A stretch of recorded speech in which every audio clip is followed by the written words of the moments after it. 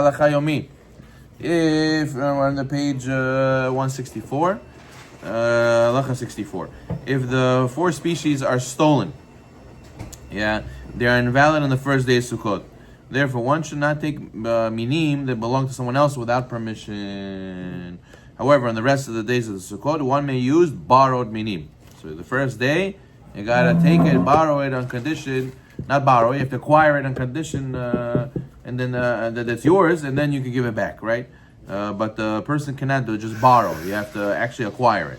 Therefore, one may borrow minim from someone without his knowledge, provided that he only shakes them and does not remove them from where he found them. If the owner of the minim is generally particular about people using them, the minim should not be used without his consent. 65.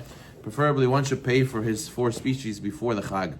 However, if he is unable to, he may still use them.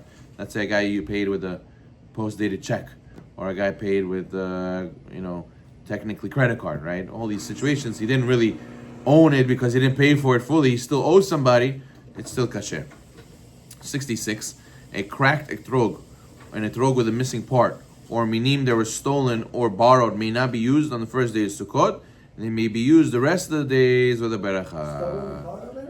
Yeah. So God forbid if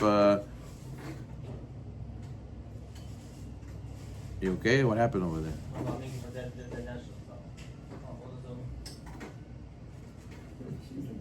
Yeah, sounds something wrong over there. Okay. Anyways, so now stolen. Yeah, stolen means sadly if someone did steal, but not if somebody let's say somebody bought something that was stolen. You didn't even know. The guy who sold it to him sold him a stolen item, right? So therefore, all these situations are kosher for the second days, not for the first day. All the days after the first day. 67. Preferably, one should not use an etrog without a pitam or oketz, even after the first day of Sukkot. However, if one cannot attain another one, it's kasher, you can use the broken one.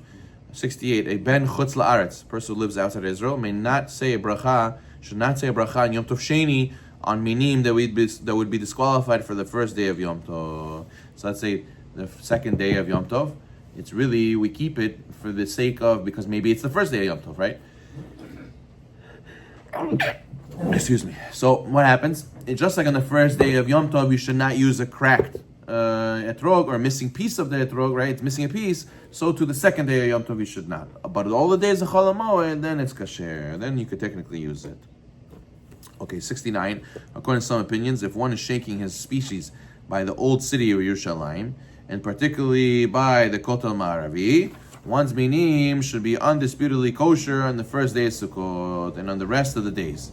Right, so because over there, some say it's d'oraita all 7 days, right? When you do it by the kotel, so therefore you're gonna have to need not a cracked etrog or not a missing piece. 70. Even if one left his etrog under his bed, so technically you can't eat it now because there was food under the bed while you slept on.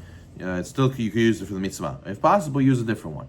If one left Lulav adasim and aravot under his bed, he may use them even if he has a substitute. Let's say somebody touched his etrog without washing his hands in the morning, so that's also a problem to eat it, right? You shouldn't touch food before you wash your hands in the One who touches etrog before washing it should preferably pour water on it 3 times before using it.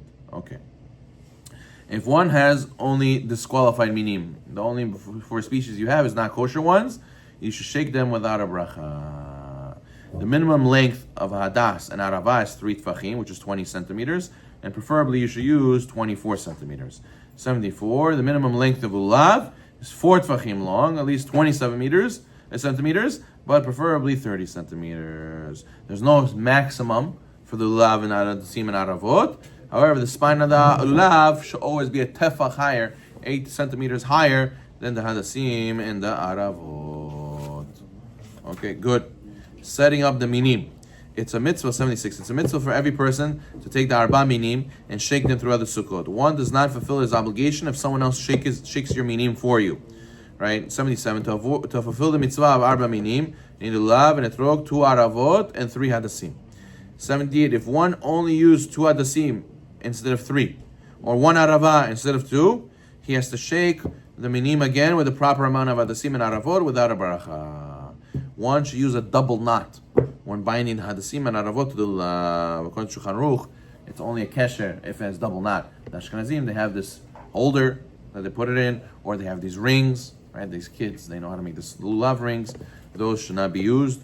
Those are not necessarily a knot. You have to actually use a knot. A knot means double knot, one knot over the other.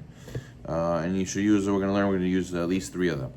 80, many Ashkenazim use a woven pouch called a koshko, made of woven lulav leaves in a particular way to hold the hadasim and the aravot, but protecting it from damage. Sfardim, however, do not bind the lulav with such a binding. According to Shulchan Aruch, you need to bind the lulav with an actual knot.